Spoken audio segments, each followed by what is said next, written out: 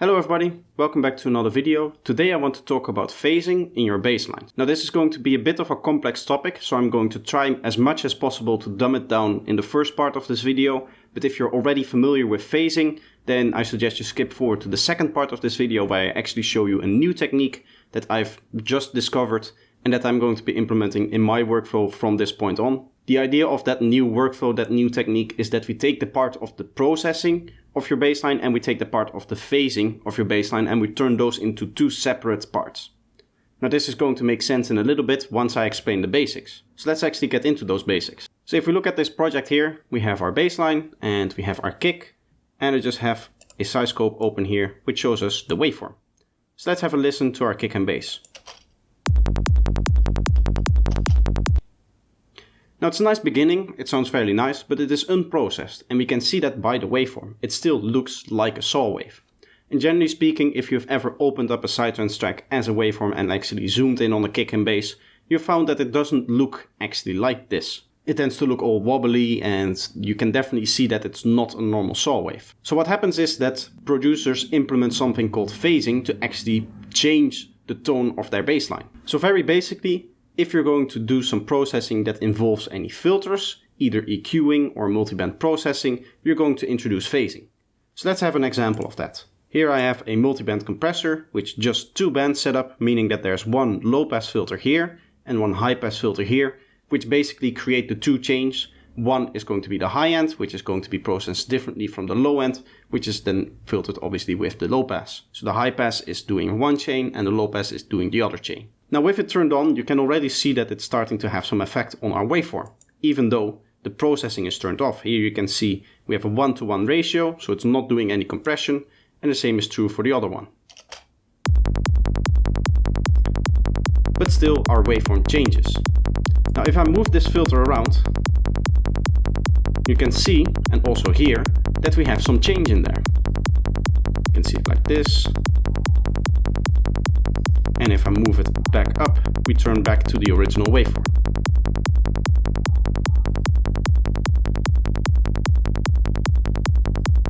Now the reason that we use phasing in processing is because it gives you an effect that is very hard to get otherwise. And that is the fact that if we want our transient to stand out, we would like there to be fewer frequencies of the low range there and more frequencies of the high range.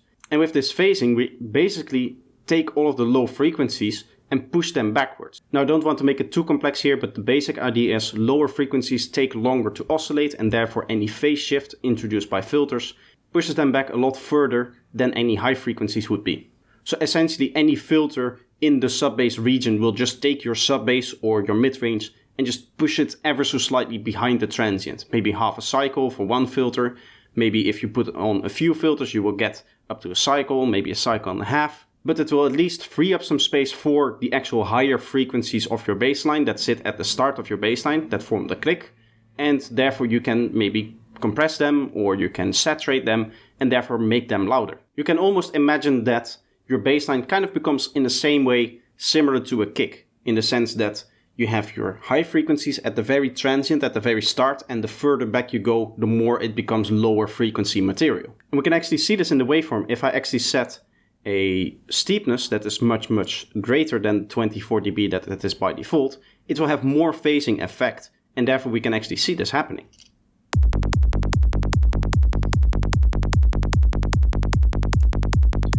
You can almost see in a similar way to a kick that some oscillation starts to happen.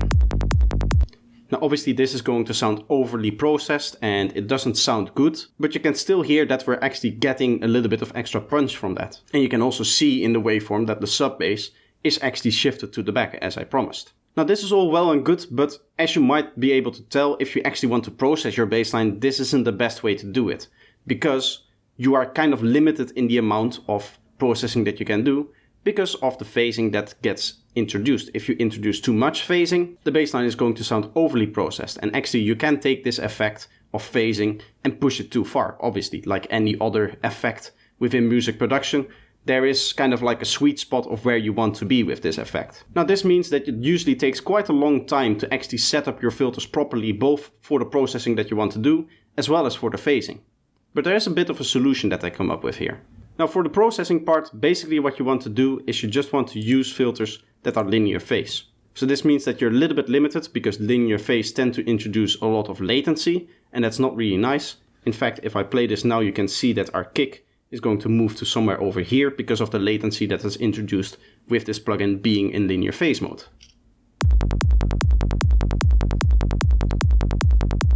But you can also see that we're back into the normal saw waves here.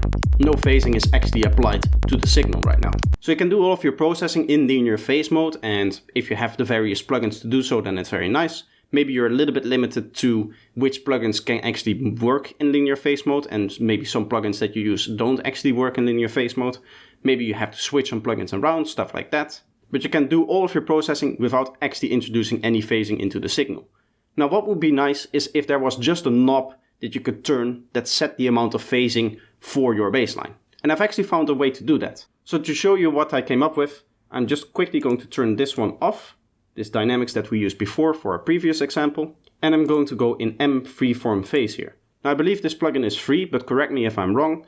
Basically what this plugin allows you to do is it allows you to set a phase shift for every frequency that you want. As you can see, we're going from 20 Hz up until 20K, and you can set a negative phase shift of 360 or a positive phase shift of 360 and anything in between.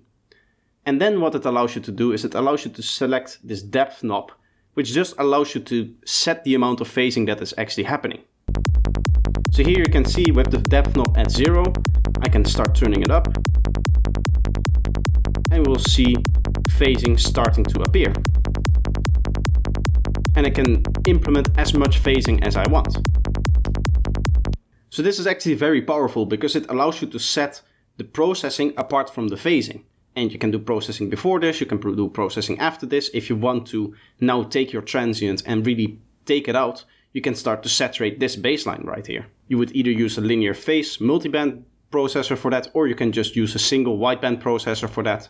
And you won't actually change the overall phasing texture of your bassline. So this is very powerful in actually designing basslines if you're working on a new bassline for a new track. So as an example of the processing that you can do, here I have another multiband dynamics plugin, and when I turn it on you can see that I'm just doing some compression on the high end here, maybe on some lower bands as well, this band as well. And this is just giving me the final tone of my bassline. Kind of putting some frequencies more in the space that I want them to be. And again, as I said, this one is in linear phase. Now for me, I'm going to go 100% into a workflow where I create basslines using this new method. I would really like to be able to process my basslines separately from the phasing that I do, because I struggle a lot with setting the filters in such a way that they make sense for both the processing as well as the phasing that I want to do. So if you want to implement this technique, I will just quickly show you how to actually set it up, because it might be a little bit difficult to understand if you're not familiar with the Melda plugins. What you'll see when you open up freeform phase is something like this. Your skin might look differently, but the window should look something like this. What you want to do is you want to open this up completely, and then you can right click anywhere and you see this window pop up. You can just turn off the drawing mode, and then you can shift this up, shift this down, and now you set this to extreme. And this becomes your phasing knob, basically, the amount of phasing that you want to do. And obviously you can save this as a preset if you want. Phasing, okay. And now you can open this up whenever you want. Now I found a cool Melda trick that I want to show you is if you only plan on using this plugin for this particular purpose, what you can do is you can go into settings and you can set this as default setting and it will just open up like this. I am not going to do this right now, but obviously you could do this. And then it will open up like this and you can immediately dive into the depth knob and you can set whatever depth you want. Or you can even have a preset depth that is going to be your standard amount of phasing that you would like for your basslines. And then you don't even need to open up the plugin if you just make a standard bassline. Now I want to give you a quick final warning that you can go too far with the depth. Anywhere above, I would say 700%, just becomes too extreme for my liking.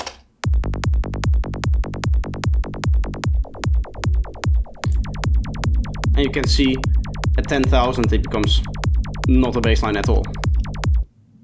It does become a very cool sound, and there's a lot of other sound design things that you can do with this plugin. I've experimented with some different sound design methods as well. Here's one of those experiments quickly for those interested.